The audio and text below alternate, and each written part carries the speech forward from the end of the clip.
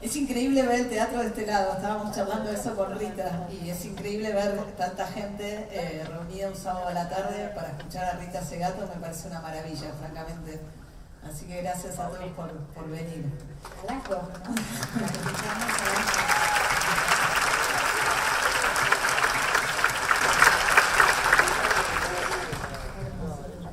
Bueno, mi nombre es María O'Donnell, yo soy periodista y voy a tener el gusto de poder charlar con Rita esta hora en el marco de la Asamblea de Mujeres que se está desarrollando todo el día de hoy aquí en el Teatro Cervantes, que hay un montón de actividades que están muy buenas. Y conversábamos un poco afuera con Rita algo que venía pensando cuando venía pensando en esta charla, que es increíble. Rita es doctora en antropología, dice, tengo toda una vida hecha fuera de la Argentina. Toda su obra, gran parte de su obra fue mucho más conocida primero en otros países que en Argentina, y de repente se dio una confluencia muy impactante entre un movimiento feminista que acá tiene una fuerza muy particular y la obra de Rita Segato, que empezó a darle debate, sustento y discusión, y convirtió a Rita en una maestra, docente, investigadora, académica, en una figura tan popular como para llenar un teatro de estas dimensiones, que desborda mucho el debate meramente académico. Así que antes que nada, Rita, te felicito por esto que está pasando, no sé cómo lo estás viviendo. Es un efecto no buscado, digamos, un efecto sorprendente de mucho tiempo sentada en una silla escribiendo lo que pensé, intentando colocar y argumentar un pensamiento, y por eso muchas veces digo que escribir es como poner un pergamino en una botella y tirarlo al mar, y uno lo entrega entonces a las ondas del mar y ver si llega a una playa.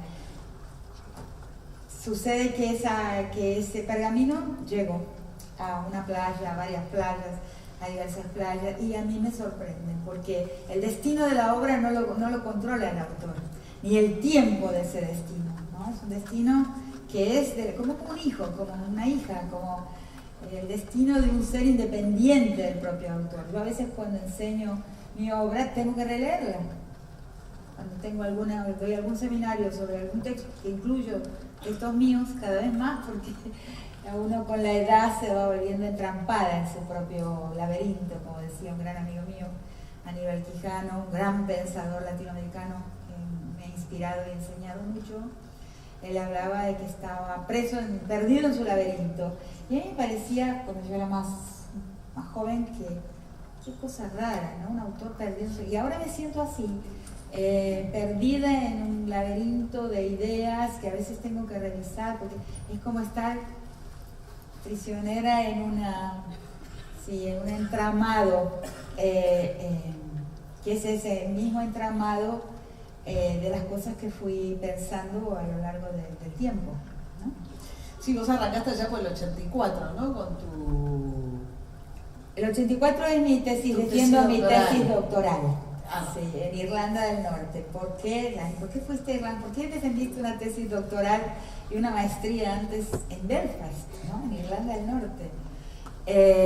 Y es porque en ese momento yo era etnomusicóloga, y lo que me pareció ser el más interesante de los programas de antropología social, donde entraba el cruce con la música, porque el profesor, ¿no?, mi orientador, era músico también, o sea que se podía hacer un africanólogo importante, un cruce entre la antropología y la música, era el programa de la Queen's University of Belfast. Entonces viví 5 años ahí, ¿no?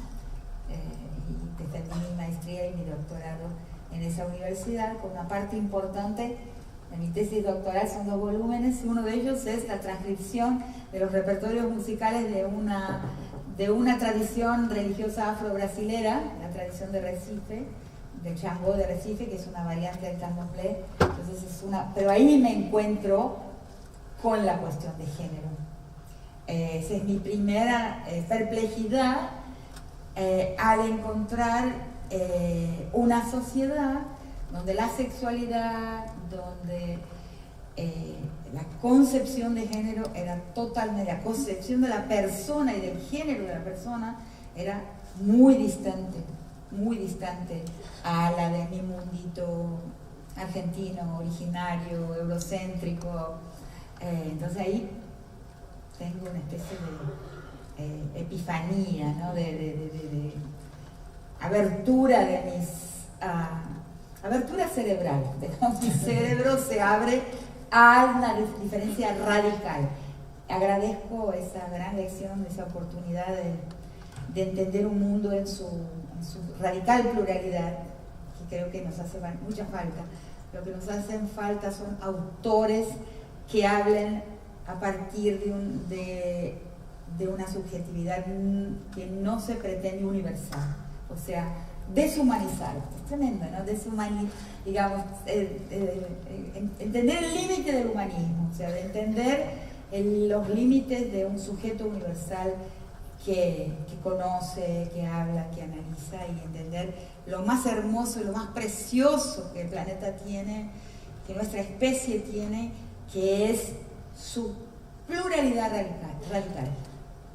Vos venís hablando, Rita, un poco pensando en los movimientos feministas y lo que está pasando acá en Argentina o en algunos países latinoamericanos, contrariamente a lo que... tratando de que haya una distinción clara, de marcar diferencias en lo que es el movimiento, tu lectura del Me Too en Estados Unidos y lo que pasa en Europa respecto al movimiento feminista en Argentina. Me gustaría que nos cuentes por qué lo ves tan distinto. Sí, eso parte inclusive de algunos trabajos, por ejemplo, mi libro La Nación y sus otros, que en realidad trata de otro aspecto que es muy importante en mi producción, en mis esfuerzos analíticos, que es la cuestión racial. O sea, hablamos mucho de los problemas del patriarcado, de los problemas de género, de la violencia contra las mujeres, que es difícil hablarlo, pero lo hablamos. Ahora, la raza, el tema de la raza en nuestro país no ha sido tocado. Siquiera hemos abierto la cajita de este verdadero polvorín, de este verdadero tema espinoso y doloroso que es la raza, y que en realidad nos alcanza a todos, nos guste o no, porque aunque seamos, lo repito aquí porque tengo una gran audiencia y nunca pierdo la oportunidad de decirlo, aunque parezcamos blancos algunos de nosotros, o sea, aunque podamos tener ojos azules y tengamos hasta 2 progenitores europeos a lo mejor, pero nadie de nosotros es blanco. O sea, nosotros, como lo ha dicho muy bien Atahualpa Yupanqui, somos tierra que anda. Cuando vamos a París, somos todos Fanon, porque la mirada del norte sobre nosotros nos racializa, nos sudifica, como todos los que viajamos lo sabemos muy bien. Entonces, eso duele, no lo queremos ver, y todavía tenemos una pretensión de europeidad que infelizmente se nota en nuestras universidades. La educación eurocéntrica, o sea, enseñarle a nuestros alumnos que lo que pensó un John Smith de la vida, porque se llama John Smith, ya tiene un valor agregado que se lo da, digamos, su paisaje. Entonces, les enseñamos a nuestros estudiantes que tienen que aprender. ¿Aprender qué? Lo ya pensado. ¿Lo ya pensado dónde? En otro lugar. Ese es un problema enorme. Y ahí la raza está implicada.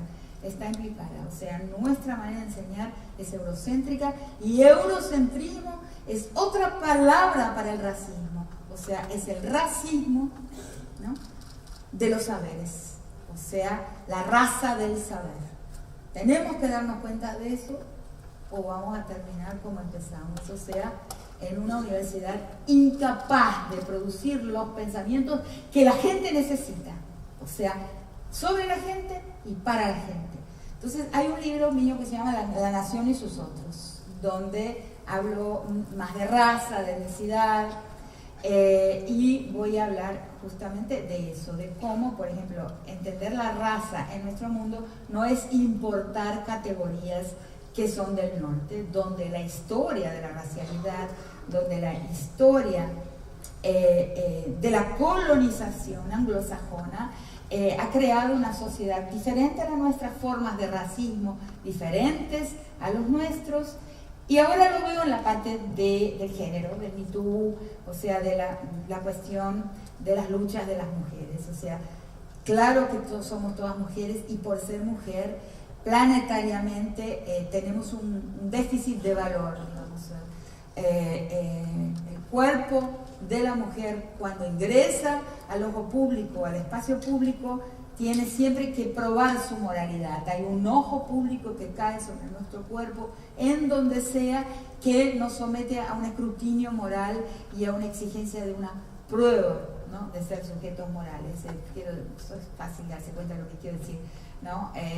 Tenemos que cuidar la presentación del yo, en fin, y prepararnos todos los días de la vida a presentarnos ante el ojo público de una manera palatable, digerible y moral frente a ese ojo público.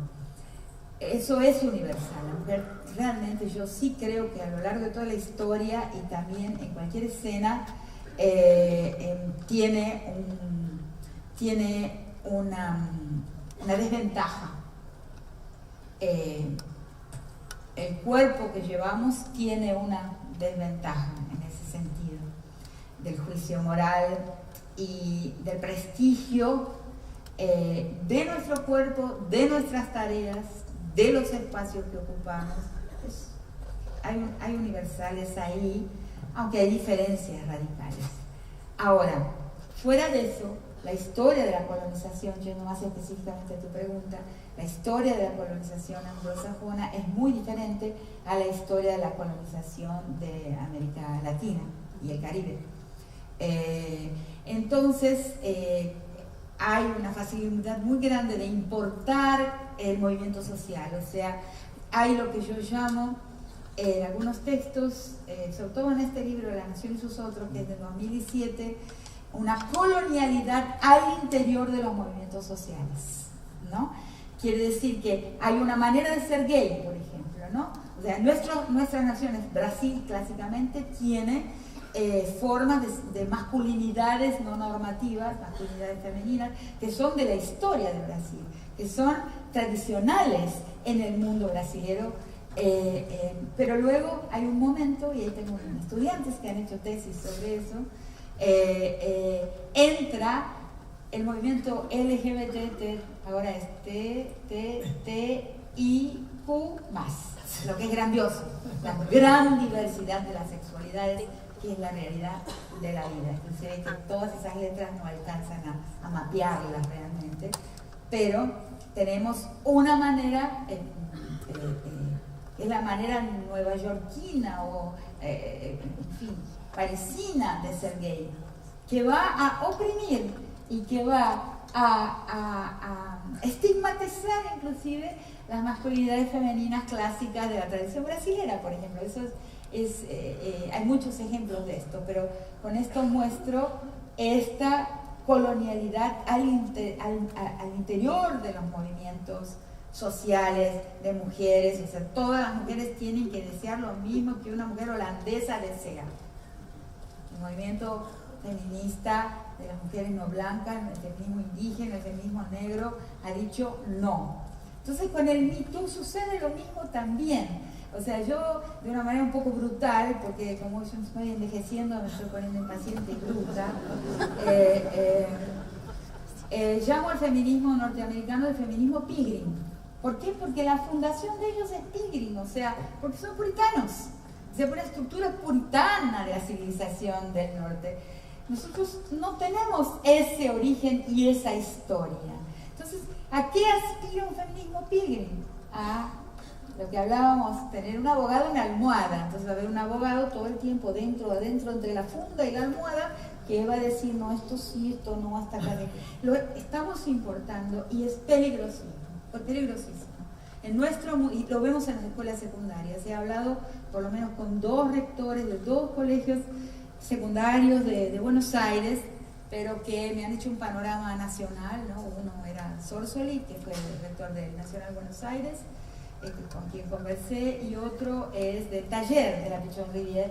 Y las cosas que me han relatado son escalofriantes, son historias de una catástrofe de género.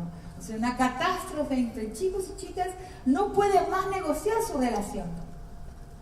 Entonces, en nuestro país, en nuestra tradición, en nuestro mundo latinoamericano, no podemos entregar a nuestros estados.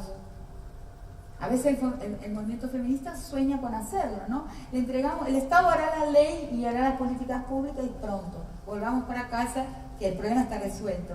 ¿Está resuelto? No está resuelto. O sea, no ha tocado nada, una molécula de la violencia contra las mujeres. Porque nuestros estados tienen determinadas características a las cuales yo les llamo un error de fundación, un error fundacional. Entonces vemos que no podemos entregar ese aparato estatal que guarda una distancia y una exterioridad permanente y para siempre con relación a lo que administra. No le podemos entregar la gestión de nuestras relaciones. Entonces, nosotras que estamos pensando en este caso en la cuestión de género, valdría decir también empezar a hablar de la raza, pero estamos tratando aquí del patriarcado, de la cuestión de género, de la opresión de género. Tenemos que comenzar a trabajar en mecanismos en la sociedad donde las personas puedan administrar, las chicas, los chicos y los más grandes también, empezar a generar mecanismos de autogestión de las relaciones de género. Yo lo veo urgente. Entonces, a ver, ¿con qué me refiero con el Me Too no es nuestro movimiento? Por eso, porque cada movimiento social debe ser entendido en su historia, primero colonial, historia nacional y en algunos casos historias regionales, ¿no? Por ejemplo, están en las provincias del noroeste, Tucumán, Salta y Jujuy, con sus criollajes nauseabundos. Es diferente, por ejemplo, que estar en Cuba, en la Patagonia. Cada región tiene el mundo mesopotámico de la Argentina. O sea, entender, en las regiones también van a haber sus diferencias y es necesario preparar a las personas para ser capaces de gestionar su vida, especialmente cuando estamos hablando de la vida sexual, gestionar inclusive comunalmente su protección, vincularse, generar una mirada de custodia y de protección, sin entregar eso a un Estado que jamás nos cumplió, que no nos cumple. Ahora después te pregunto por eso que sí que no tocó ni una molécula, que parece contrariar un poco las ideas de que algo está pasando, pero antes... Sí está pasando, pero en la calle. En la calle. En la calle. ¿Y dónde no? En el Estado. En los tribunales no está pasando, muy poco.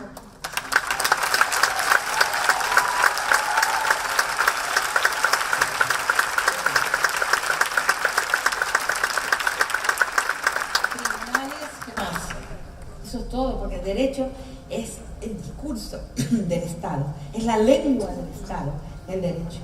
El derecho nos está traicionando sin fin, todo el tiempo. Tenemos buenas leyes, ¿no? Ahora apareció la última ley, ahora sancionada en enero de este año, la ley Micaela. Pero los operadores estoy hablando de género, no conozco mucho la ley de donación de órganos. Pero los operadores del derecho tienen, o sea, un juez, y he entrevistado varios, me he pasado algunos días en Comodoro Pi, justo en los días que Comodoro Pi estuvo mucho en la televisión, así, colaborando con el Ministerio Público de la Defensoría, un hermoso proyecto del Ministerio Público, de las defensoras, ¿no?, sobre mujeres bolivianas encarceladas por pequeños delitos. Las mulas. Sí. Pequeños delitos, a veces para salvar a alguien de su familia con problemas de salud. Una de ellas que fue liberada en el último momento, en la última semana, y que llegó a abrazar a su hijo, ahí había traficado algunos gramos de cocaína para ver si conseguía mejor tratamiento para su hijito, un niño con cáncer. Llegó a verlo morir, o sea, llegó en la última semana, cuando los otros días una noticia de La Nación nos muestra que solamente 2% de los procesos por tráfico, ahí sí, en grandes containers, en avionetas, o sea, el tráfico de verdad, solo el 2% está transitando y todos los otros están parados en la justicia. Y luego la justicia muestra su gran eficiencia en colocar presas a unas pobrecitas que han dejado a sus hijos del otro lado de la frontera, del otro lado del río Bermejo, ¿no? Sin madre, expuestos a todo tipo de cosas, por pequeño. La justicia tiene un doble estándar que es inaceptable. Entonces, cuando uno va a entrevistar a estos jueces, a estas juezas, a estos fiscales de alto nivel, es que son todos parientes, sino todos muchos. No, es asustador. No caigamos en las manos nunca, porque una persona que nunca ha sufrido discriminación, que no tiene la cicatriz o la llaga abierta de la discriminación, ¿no? Por ninguna razón, ni de raza ni de género, que no ha pasado hambre, que no ha pasado ninguna necesidad, una persona que parece una Barbie, estoy diciendo algo real, que vi con mis ojos, ¿puede juzgar? No puede juzgar, porque no tiene la empatía necesaria. Personas que nunca vieron a las personas que condenaron. Entonces la justicia nos traiciona. El discurso del Estado es peligroso para las personas que no tenemos parientes dentro de la sociedad. Claro, sí, cárceles federales, la mayor parte de mujeres que están presas lo están por mulas, que es este tráfico menor. Que mientras el 98% de las causas de tráfico en containers y avionetas no tiene está parada. Claro.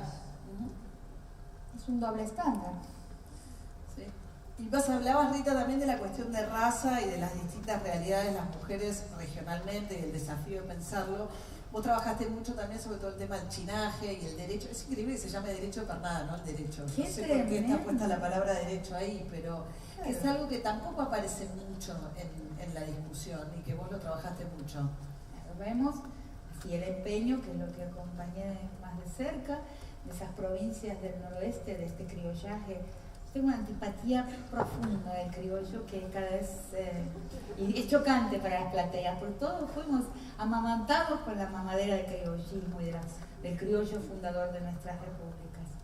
Y hemos caído en un gran equívoco. Hay una falsedad ideológica en esta narrativa de la historia que nos han atravesado. Entonces esas tres provincias se mancomunaron fatalmente, otras también, pero quizás estoy muy enfocada en este universo del noroeste con el que convivo más, por obstaculizar, ¿no? la votación en el Senado de la descriminalización del aborto. Pero como decía, de nuevo nos encontramos con el doble discurso, con la hipocresía de aquellos que escriben las leyes, porque allá en el noroeste existe una costumbre que es mucho más culpable, que es un crimen enorme contra la vida, que es el chineo, ¿no? El chineo, cualquier persona que llega a Salta y Jujuy y pregunta qué es el chineo, cualquier persona en la calle le contestará inmediatamente qué es el chineo. El chineo es, y esto ahí voy a citar a una colega, amiga mía, profesora de la comunicación en la Universidad Nacional de Salta, que tiene varios artículos sobre el chineo, se llama Alejandra Sebrelli, y el chineo es una costumbre muy instalada y generalizada, en que cuando un niño se entra ya a la adolescencia, su padre, ¿no? Comerciante o empresario, dueño de tierras, jujeño o salteño, los pone junto a sus amigos en una pick-up y los lleva a que se inicie sexualmente con las niñas huichís, con las niñas indígenas, ¿no? De la región, sobre todo las huichís. Eso nadie habla, nunca había ninguna propuesta de ley de criminalización del chineo. Entonces de nuevo nos encontramos con el doble discurso de la ley. Eso no les importa nada. Cuando un hombre indígena se le sospecha una relación inadecuada, como fue el caso del caso de la niña Huichí, inmediatamente el Estado lo prende y lo acusa de violación. Cuando el blanco viola a una niña Huichí, a una niña indígena, la ley dice que la niña es prostituta. Es una ecuación estable, o sea, es siempre así. Entonces vemos de nuevo en la legislación y en los lenguajes del Estado el doble estándar, que es inaceptable. O nos enfrentamos con eso o nuestro país no cambia de la manera en que queremos que cambie, ¿no? Vos también, Rita, bueno, trabajaste mucho todo el tema de la violencia sexual, como tratando de reentender o de darle un sentido distinto al que le damos con el sentido común o más popular a la idea de la violencia sexual, que va sobre el cuerpo, y vos lo planteás mucho más la relación de poder ahí, ¿no? Me gustaría que lo cuentes, porque me parece que es una de las cosas centrales, claro, también de mi pensamiento, de tu pensamiento. Una de las primeras cosas que descubro, ¿no? Que me sorprenden en mi primer trabajo en la cárcel penitenciaria de Brasilia, ¿no? Que es lo que relato en varios de los artículos, en varios de los capítulos de las estructuras elementales de la violencia.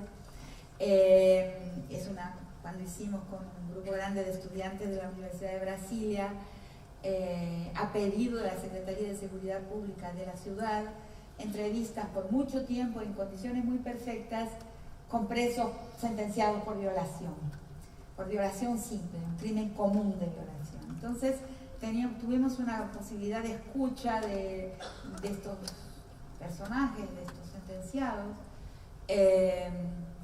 y empezamos a entender algunas cosas. Por ejemplo, la ininteligibilidad de la violación. O sea, ¿qué piensa el sentido común? ¿Qué piensan los medios? ¿Qué dicen los medios del crimen de violación? Lo piensan de una forma instrumental, o sea, algo así como el robo de un servicio. O sea, el joven, el hombre, tiene una gran necesidad de satisfacción sexual y entonces aborda a una mujer y le roba un servicio sexual. Solo que, y eso sería la violación, solo que al escuchar a los presos durante mucho tiempo, en condiciones perfectas, porque parecía un diván psicoanalítico, porque había sido una investigación solicitada por el Estado. Entonces, a puerta semicerrada, con el guardia carcelario del lado de afuera, lo que es muy excepcional. Entonces, nos encontramos una y otra vez con la misma perplejidad, ¿no? No es eso lo que hice, no lo entiendo. La ininteligibilidad de la violación para el propio agresor. Eso fue una enorme sorpresa, ¿no? Porque lo pensábamos como un crimen más inteligible, ¿no? Porque la traducción mediática, por ejemplo, de ese crimen es inteligible. Bueno, fue y la violó. ¿Y por qué? Porque tenía deseo sexual. Hay como una reducción de ese crimen al deseo sexual. Y no es lo que encontrábamos. O sea, ese agresor decía que él en realidad tenía mujer, tenía varias amantes, varias novias, decía, iba a los burdeles con sus amigos. Y entonces, ¿qué fue ese acto? ¿Qué pasó ahí? Y ahí empieza esa búsqueda de un sentido, de una inteligibilidad que no es la del sentido común, o sea, una inteligibilidad que va más allá de nuestras creencias sobre qué es lo sexual, ¿no? Y qué es ese abordaje forzoso, ¿no? Y aparece lo que de una forma muy resumida hoy lo describo como un crimen de poder. O sea, la violación es un crimen de poder, de apropiación, de rapiña. O sea, ahí hay la apropiación por la fuerza de un cuerpo, su reducción, ¿no? Y su profanación. Pero ¿cuál es su finalidad? Entonces la pregunta es, ¿cómo puede ser sexual? O sea, ¿cómo puede haber una erección? ¿Cómo puede haber, fisiológicamente, cómo puede ocurrir? Mi respuesta, hasta donde llegué a entender, es que puede ocurrir porque es un espectáculo, o sea, es un crimen netamente narcisista, o sea, autorreferido, y que va a gozar en la espectacularización ante los ojos de los otros hombres, presentes o ausentes. En general presentes, porque en general la mayor parte de las violaciones son en gangs, o sea, por lo tanto son es un crimen plenamente social, no es un crimen de un loco, de un anómalo, de un desviante, que es lo que también piensa el sentido común. El sentido común piensa que el violador es un desviante, un loco, un solitario, un ser raro, ¿no? Alguien vocacionado para el crimen, un psicópata. Pero si decimos que, como se descubrió ya hace mucho tiempo, que la mayor parte de las violaciones son grupales, estamos diciendo que es un crimen en sociedad, plenamente social y cuyo sentido es socialmente compartido y entendido. Entonces cambia también esa creencia de sentido común del violador psicópata loco. Y eso es muy importante porque el violador es una persona normal y además extremadamente moral. Lo otro alucinante en la conversación con violadores es que él le está moralizando, disciplinando a la víctima, le está enseñando algo. Eso es chocante para mucha gente de bien, ¿no? Entonces muchos hombres de bien dicen, no. O sea, cuidado cuando nos encontramos con alguien cuyo discurso es moral. Tengamos desconfianza particular.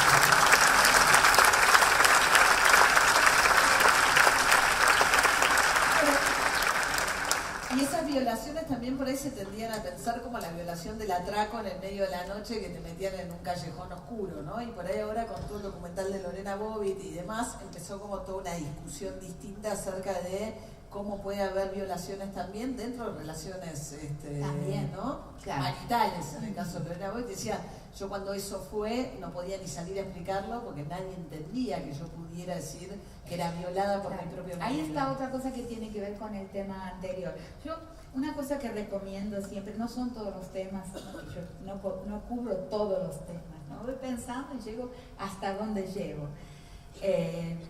Y a veces dejo preguntas abiertas, ¿no? Hasta donde llego con mi pensamiento. Pero una cosa que recomiendo es, hay una estructura que es patriarcal, que es el orden patriarcal. Es un orden patriarcal escondido detrás de un discurso moral y escondido detrás de un discurso religioso, pero es un orden político. Eso hay que hacer un gran esfuerzo para percibir eso. Los crímenes del patriarcado son crímenes políticos, ¿no? Que se esconden, que se enmascaran, que se disfrazan detrás de un discurso religioso y detrás de un discurso moral. Pero por detrás está un orden de dominación, el primer y más fundamental, primigenio, la primigenia forma de la desigualdad, de la opresión y de la expropiación de valor. Entonces, esa matriz, esa estructura patriarcal está por detrás de todos los crímenes de género, o sea, crímenes patriarcales contra aquellos cuerpos, ¿no? Y posiciones sociales que son percibidas y leídas por el ojo patriarcal como en desacato, o por lo menos en peligro de desobediencia, en peligro de desacato con relación a ese orden patriarcal. Dicho esto, una de las cosas que recomiendo es filigranar, o sea, no, de noche todos los gatos son pardos, ¿no? Como decimos, no mezclar todo, o sea, hay crímenes, hay feminicidios, como he afirmado desde que me encontré con Ciudad Juárez. Hay feminicidios que son de la intimidad, que son interpersonales, que son personalizables, o sea, que pueden ser referidos a relaciones entre personas que se conocen, o a motivaciones que son de orden personal, por ejemplo, que están en la psique de un individuo, o sea, y son feminicidios y son crímenes de género, pero otros que no, otros donde no hay interpersonalidad. Una de las cosas más difíciles de entender para el feminismo y todavía inclusive para los proyectos de ley, ¿no? El viernes pasado, hace una semana y un día hoy, presenté en la OEA en Washington la nueva ley, el nuevo protocolo, o sea, el nuevo modelo de ley de feminicidio para las Américas. Yo di la conferencia inaugural del evento, de la presentación de la nueva ley, pero no participé de la elaboración del texto de la ley. Y al leerlo me encuentro siempre con el mismo problema, que es la magnificación de lo íntimo, la magnificación de la relación interpersonal, en alguna medida emotiva,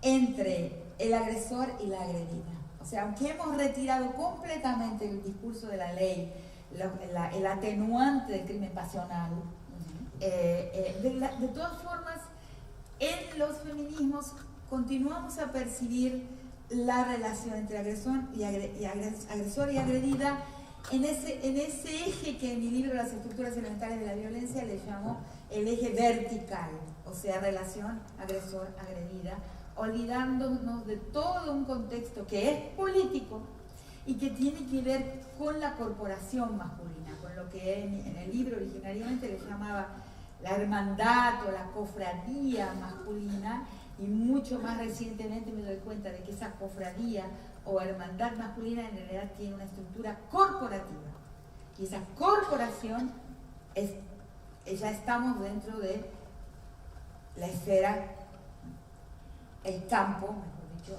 de lo político. Entonces las leyes son muy marcadas por esa visión de la centralidad de la víctima, cuando en realidad la centralidad está en la corporación masculina, por lo menos en mis análisis, no sé si se entiende.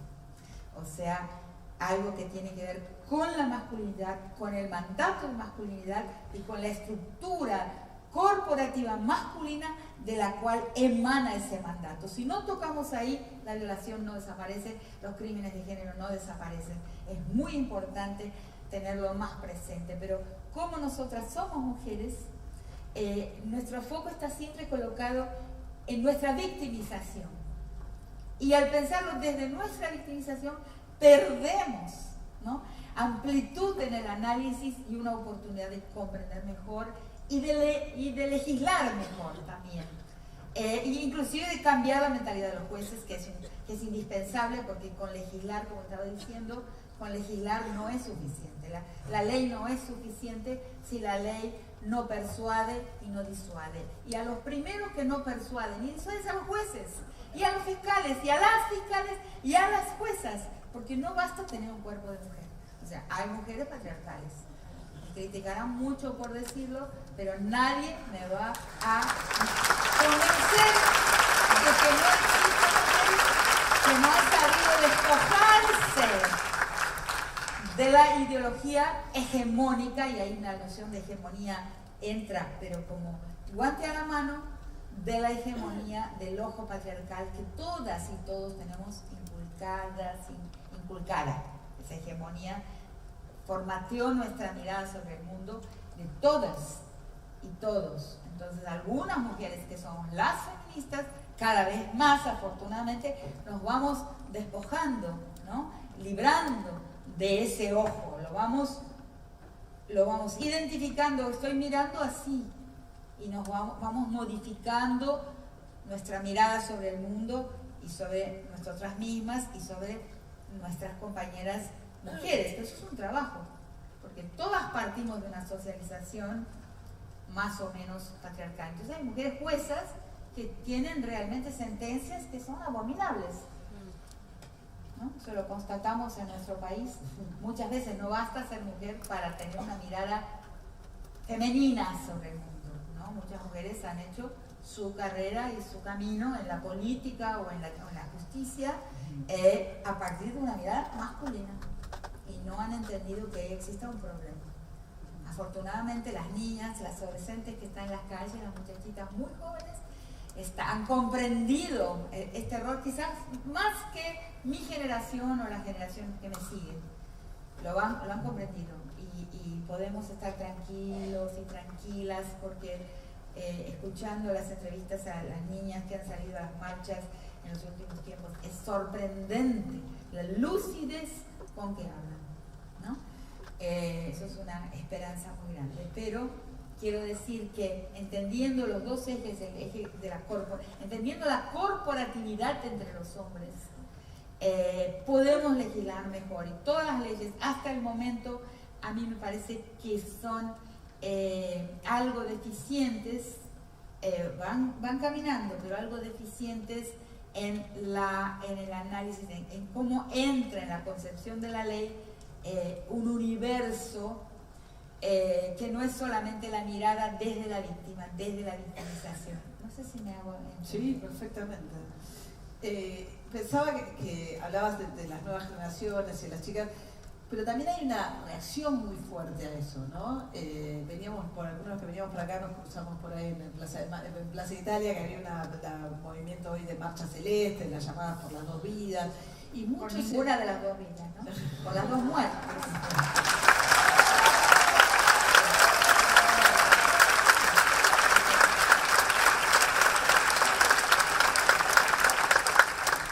Pensaba con esta distinción que hacías, que decía que hay un montón de mujeres que tienen todavía esa mirada patriarcal. De hecho, muchas mujeres, es un movimiento muy basado en un montón de mujeres, ¿no? Un movimiento ahí sí, que reacciona a este movimiento feminista. Sí, bueno, dos cosas.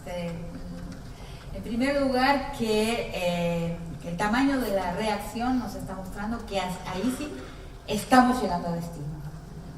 Claro, la medida es proporcional al momento de cambio de era de la política, de viraje de la página de la historia que estamos a punto de hacer. Yo hoy solo cité un libro que es Las estructuras elementales de la violencia, pero en ese libro hablo de una prehistoria patriarcal de la humanidad. Digo, todavía no hemos entrado en la historia. Todavía, a pesar de que nos parece mucho tiempo entre el momento de la especiación y el presente, nos pareció que pasó mucho tiempo y sin embargo no hemos salido de una prehistoria, que es la prehistoria patriarcal de la humanidad. Ante los grandes fracasos de la política, de Estado, y la falta de rumbo del presente, o sea, un mundo de dueños, como digo, y eso sí no es dueñes, no es dueños mismos. Un mundo de dueños, un mundo marcado más que por la desigualdad, por la dueñidad, donde ciertas caretas, máscaras han caído por tierra. Fíjense, hasta hace poco tiempo, por ejemplo, los Estados Unidos era el campeón de los derechos humanos, el campeón de los civil rights, de los derechos civiles, era el campeón de la historia en el campo de la ciudadanía. Hoy es un momento de más verdad, eso sí tenemos que celebrarlo. De norte a sur de nuestro continente y en Europa también, por más que nos duela, estamos frente a una verdad. Y la verdad siempre es importante. Ciertas máscaras, ¿no? Han caído, ¿no? Máscaras que fueron muy bien cuidadas durante mucho tiempo. Y estamos frente a un Trump, por ejemplo, que no tiene ningún problema en que se sepa que es racista, que es misógino. Eso tenemos que darle el lado positivo. Entonces, eso es el fracaso del Estado. El fracaso en el proyecto de la política partidaria estatal en construir, en todos los intentos hasta ahora realizados, una sociedad de mayor bienestar para más gentes. Y es una definición muy simple. Mayor bienestar para más gentes. Simple. No llegó por ningún camino a través del Estado. Entonces, de repente aparece otra politicidad, y en eso estoy ahora, ¿no? No podemos extendernos sobre eso hoy, pero todo el énfasis y el esfuerzo de mi pensamiento hoy es comprender. Hemos quedado sin suelo, sin chão, se dice en portugués, sin suelo firme, político, abajo de nuestros pies. Yo lo siento así, mi cognición me lo dice así, intento dotarlo de una retórica, porque creo que es mi trabajo como intelectual, el trabajo de donar palabras. Las que sirven para nombrar lo que necesita ser nombrado, la gente las usa. Y las que no sirven, la gente las descarta. Entonces, yo voy creándole retóricas a esa percepción del mundo, que es un mundo de horizontes abiertos y de cuerpos fluctuantes, ¿no? Estaba haciendo un comentario sobre una pintora y ahora veo que me sirve y me sirven varios espacios como este por ejemplo. Tuve una gran dificultad en hacer un comentario que me pidieron para una pintora suiza llamada Miriam Kahn, Miriam C-A-H-N. Me lo pidió una curadora que antes era del Museo de Bellas Artes de Arte Moderna de Varsovia, porque iba a haber una exposición en Varsovia, en Ginebra y en Madrid, y pidieron a varias personas que hicieran un texto para el catálogo, o sea, para el libro que acompañaría. Entonces, esa pintora se inspira en la Guerra de los Balcanes. Entonces, lo que va a dibujar son cuerpos mutilados, sangrantes, de mujeres sin un brazo, cargando un niño sin un seno, fluctuantes, no tocando, no hay, sin piso, sin suelo firme. O sea, son cuerpos fluctuantes que deambulan por un universo abierto, un horizonte abierto. Entonces, en lugar de quedarme en el victimismo, porque una cosa que me produjo una repulsa, una reacción con relación a esa pintura, tanto que en el primer momento quería no hacerlo ese trabajo, pero me pagaron.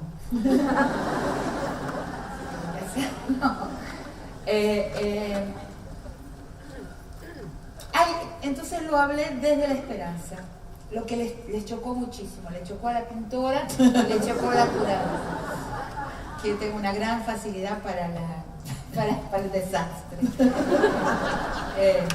Y entonces hablé sobre la ausencia de un suelo firme, cuerpos que fluctúan y un horizonte abierto. Entonces dije, es el inicio de una nueva era, a través de tocar el fondo del pozo, la guerra de los Balcanes, la máxima crueldad, la inauguración de una nueva historia para las guerras, porque ahí se da lo que llamo una discontinuidad en la historia de las guerras, basada en un ensayo sobre las mujeres y la guerra de una jueza que se llama costarricense, llamada Elizabeth Odio, que fue jueza en el tribunal para la ex Yugoslavia, para la guerra de la ex Yugoslavia. Es decir, algo raro había en los relatos, que siempre en la guerra hubo un sufrimiento de las mujeres, pero en esa guerra hay algo diferente, dice ella en su texto. Yo lo tomo, porque, bueno, al analizar el peritaje que hice para el caso Circunsarco en Guatemala, cruce guatemalteca, empiezo a ver eso que otros autores también van detectando, que les llamo una discontinuidad de la historia de la guerra. Si las guerras, desde el origen, desde las guerras tribales hasta la Segunda Guerra Mundial, a pesar de las leyes humanitarias más recientes, pero siempre tuvieron un daño colateral causado a las mujeres, en el sentido de que se tomaron territorios, y al mismo tiempo que se tomaba un territorio, se conquistaba un territorio, también se tomaba el cuerpo de las mujeres, o sea, se inseminaba y los soldados violaban a las mujeres en un aspecto más de la anexión territorial. Las guerras de hoy tienen una discontinuidad, actúan de otra forma, o sea, destruyen el cuerpo de las mujeres.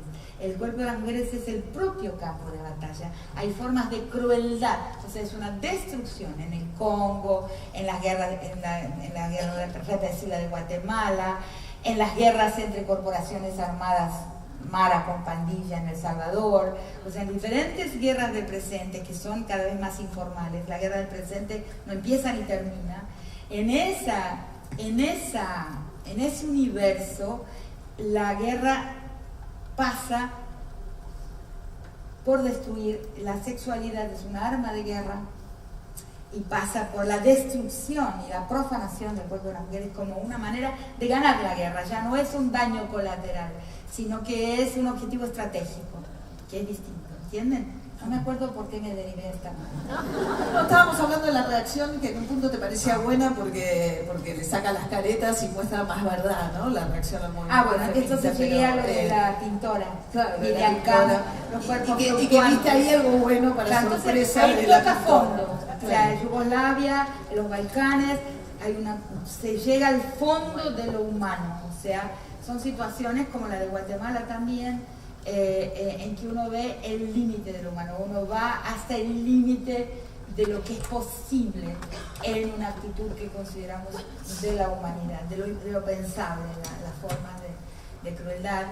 Y en esos cuadros yo veo justamente una nueva era. Claro. O sea, esa fluctuación, esa ausencia de piso, es una ausencia de gramática, en términos de normativa. O sea, nosotros podemos conectarnos aquí, interactuar aquí, aunque no nos conocemos, porque hay una gramática, porque nosotros pensamos que existe una ley que va a ser, es una creencia, porque hay un sistema de creencia jurídica que dice que vos no me vas a matar ahora mismo, o alguien del público. En algunos espacios de nuestro continente ya no es así, ya no es así, alguien puede hacer una masacre sin ninguna penalidad, o sea, sin ninguna consecuencia. Pero digamos, todavía hay una cierta estabilidad en nuestra creencia normativa, ¿no?, de que las relaciones tienen hay una expectativa de comportamiento que se va a cumplir. Cuando eso no existe más, después de las formas de extrema crueldad, o sea, de guerras extremadamente crueles, donde lo humano ya no puede ser identificado, la normativa que pensamos y que creemos asociada al ser humano se suspende. Entonces no hay más creencias compartidas, no hay más normativa estable que nos permite tener una previsión de futuro inmediato. Esos pies de esos personajes fluctuando sueltos hacia horizontes desconocidos. Entonces yo vi en eso, como veo en el presente también, en las marchas en la calle, esas marchas están yendo a un horizonte desconocido. Y así debe ser. Creo en una nueva era de la política que está en su amanecer, está en su alborada, que tiene que ver con una politicidad femenina que se origina en la retomada de una memoria, de una domesticidad comunal, donde las mujeres teníamos un blindaje, donde el espacio de las mujeres no era íntimo ni privado, sino que ahí había la convivialidad y la deliberación y la toma de decisiones que impactaban en la vida colectiva y que se pierde en la transición a la colonial modernidad. Lo que se pierde en la transición a la colonial modernidad, y no puedo explicarlo, pero cuando uso la palabra modernidad, coloco la palabra colonial antes, dentro de la perspectiva de la colonialidad del poder, que es mi perspectiva teórica, porque no puede haber modernidad sin previa colonización. Lo moderno se inaugura con la emergencia de la entidad americana en la grilla planetaria. No hay modernidad antes de América. América es la emergencia de lo nuevo como valor. Lo digo así, después lo conversamos otro día. Entonces, esa emergencia de lo nuevo como valor instala, ¿no?, un orden moderno. Entonces, pero en ese orden moderno, lo que eran dos espacios dotados de sus politicidades propias, el espacio de los hombres y el espacio de las mujeres, uno de ellos va a englobar todo lo que es política, que es el espacio de los hombres, y el espacio de las mujeres con su política, con su forma de deliberar, de tomar decisiones, en fin, toda la forma de gestión femenina que existió por mucho tiempo y todavía existen los espacios donde el tejido comunal todavía está vivo, aún en jirones, aunque fragmentado. Y lo grande del continente latinoamericano es que aún en las ciudades, aún en las metrópolis, hay espacios de comunalidad. En otros países no. En el nuestro sí hay espacios donde entrego mi tiempo productivo por conversar con vos o con cualquiera. Entrego tiempo de productividad por sentarme en un café a comunalizar, a convivir con mis amigos y a conversar. Tiempo perdido, no, tiempo invertido en una vincularidad que todavía está vigente entre nosotros y que se delata muy fuertemente en el arte de conversar que todavía tenemos y cultivamos en este país, mi país, que amo, porque existe ese maravilloso arte de la conversación. Si ustedes vieran cómo está perdido en tantas partes del mundo, ¿no? La conversación creativa. Hay que cuidarla.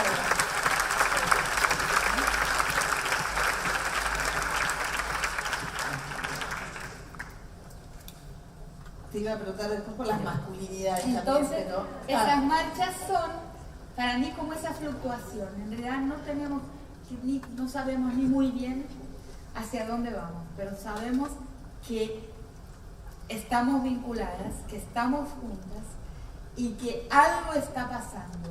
Hay que tener mucho cuidado, cuidar ese bebé. Hay que cuidarlo muy bien ese bebé para no malograrlo, ¿no? También con un cortoplacismo. Eso es un nuevo tiempo. Yo estoy convencida de que si lo sabemos cuidar bien, ahí hay una nueva era de la historia inaugurándose, donde la politicidad es otra y recupera esa politicidad rasurada, cancelada, cuya memoria ha quedado ahí como al rescoldo, ¿no? Que es la manera de las mujeres gestionar la vida.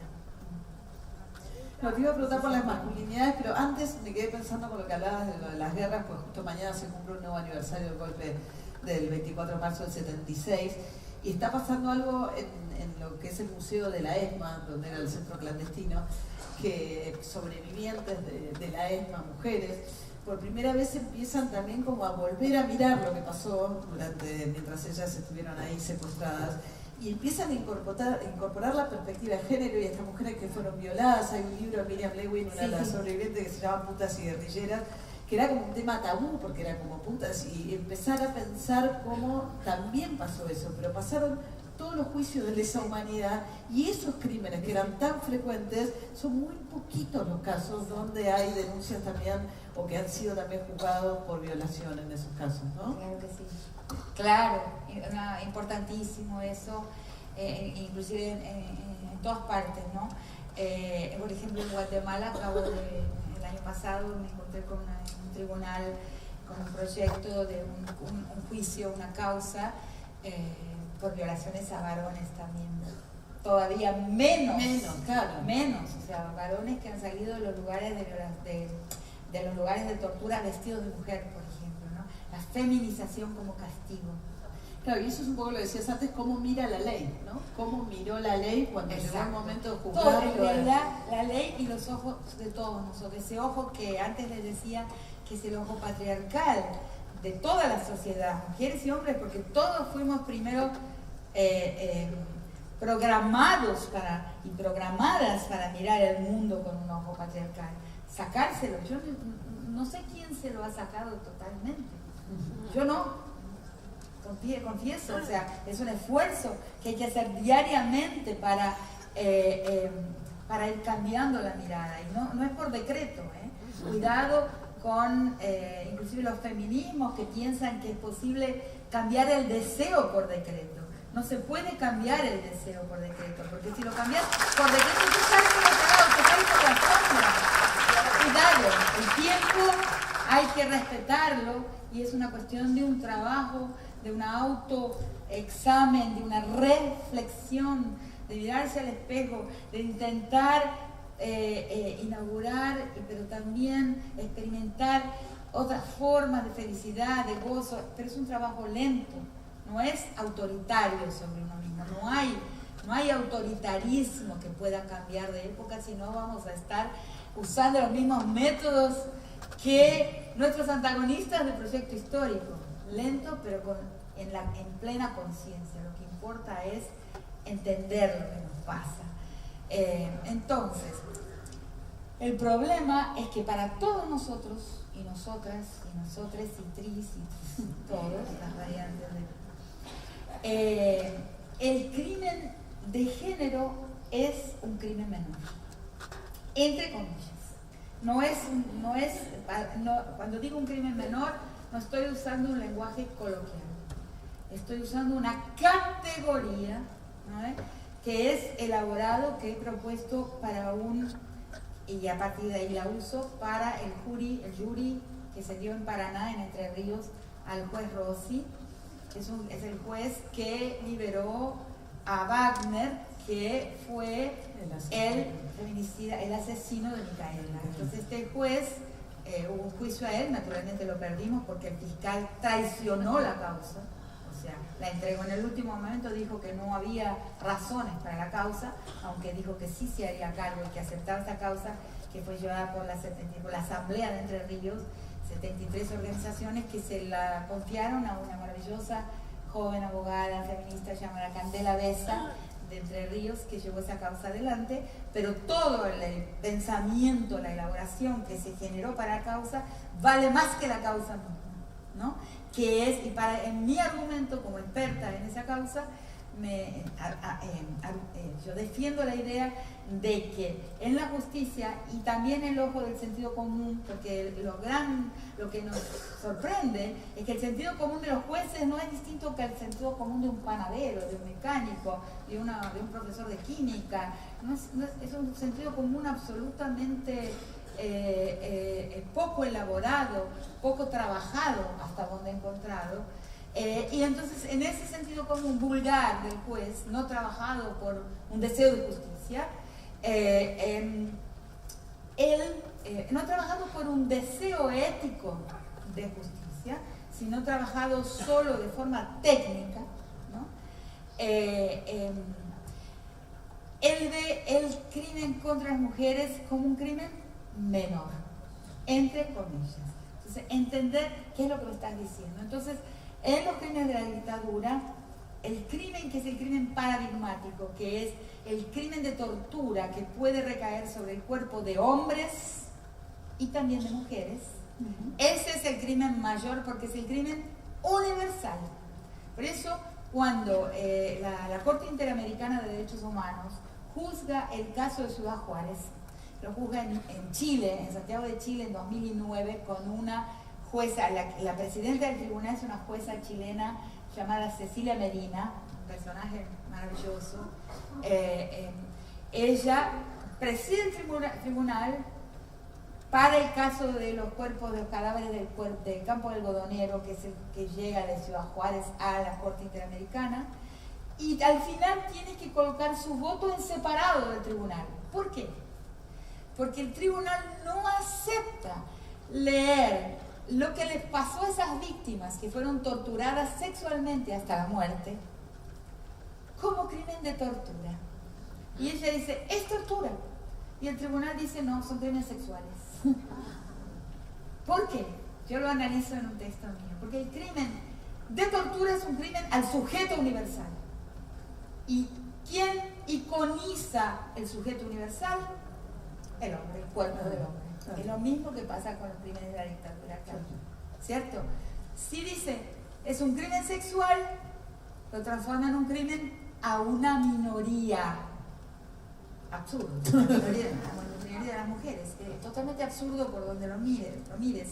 Pero en la cognición moderna, o sea, en la forma en que está formateada nuestra subjetividad, en la modernidad,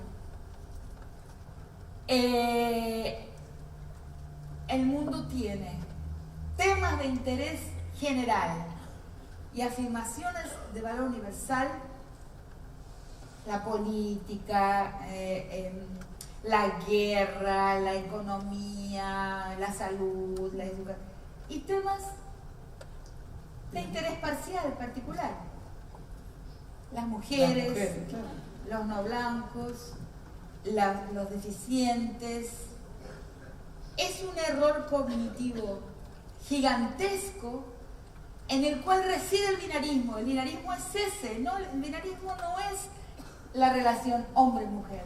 El binarismo es la relación entre el sujeto universal y sus temas de interés general y sujetos particulares, nosotras. Es un error garrafal que si no lo corregimos no podemos sacar el mundo del lugar donde se encuentra. No podemos reorientar la historia en la dirección de un tiempo mejor.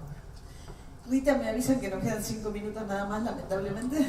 Creo que todos se quedarían escuchándote mucho más. Pensaba en las masculinidades, vos contabas, digamos, un poco tu interpretación respecto de cómo el movimiento feminista viene a irrumpir en la escena pública política, ¿no? Buscando cambiar esos... ¿Qué pasa con las masculinidades en este sacudón? Bueno, los hombres serán más felices.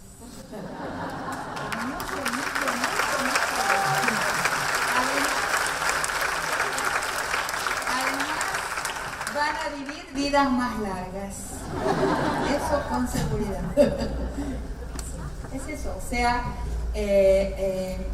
una vez que siempre recuerdo el origen de ese concepto, alguien en Buenaventura, en la costa pacífica colombiana, donde corporaciones del capital inmobiliario pagan a pandillas para que realicen gestos truculentos, que coloquen asesinatos crueles, que coloquen a la gente a correr y desalojar sus territorios para que estas grandes corporaciones de interés inmobiliario tomen esos territorios. O sea, eso es una manera de actuar, un modus operandi del capital en Colombia, que debido a su topografía todavía es un país muy campesino, porque es un país con topografía muy irregular, muy particular. Entonces, y ahí hay poblaciones que tienen derecho a habitar esa costa pacífica, en la última encosta, en la ladera occidental de la cordillera occidental de Colombia, donde la cordillera de los Andes se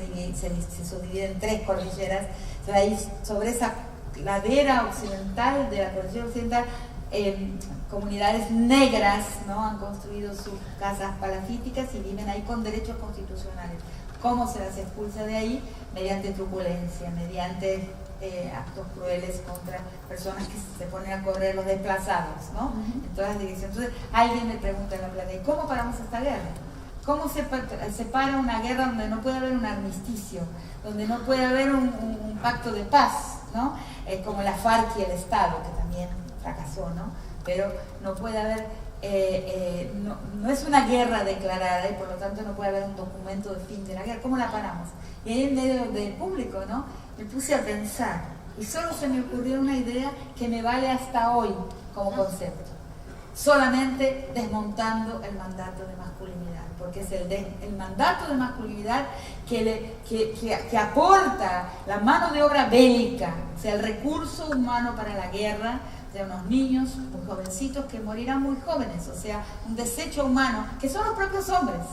Entonces la guerra separa un mundo bélico, ¿no?, un mundo infeliz, bélico y sangriento, separa, desmontando el mandato de masculinidad con sus exigencias corporativas, ¿no?, que le va a exigir al hombre, ¿no?, demostrar su virilidad mediante gestos de crueldad, ¿no?, gestos de potencia, ¿no?, que en realidad lo van a victimizar. El hombre, infelizmente, formateado por ese mandato de masculinidad, no ve, en su búsqueda loca por el prestigio masculino, no ve cuánto pierde, no tiene lucidez en evaluar y hacer el cálculo, cuánto gana y cuánto pierde para ser hombre.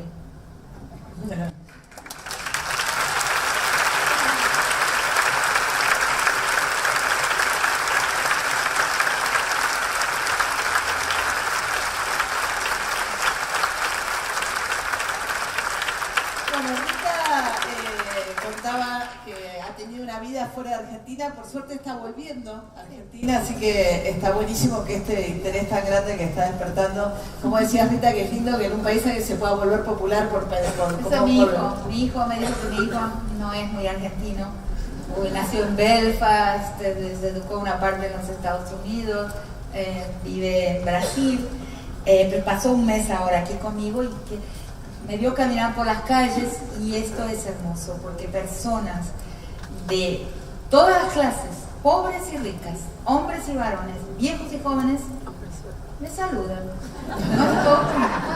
Entonces le dice, ¿qué pasa? No sé, le digo, ¿qué pasa? Y después, cuando se da cuenta, me dice, sí, mamá, me dice, un país donde una persona se hace célebre por pensar es un gran país.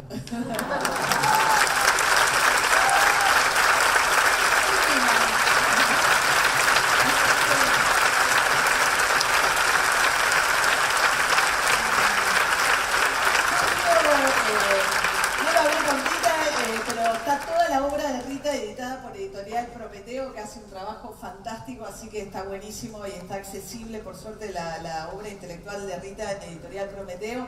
Va a estar dando una cátedra propia a la UNSAM, se queda a vivir acá, así que qué mejor momento para tu regreso. Gracias. Bueno, muy agradecida por esta oportunidad.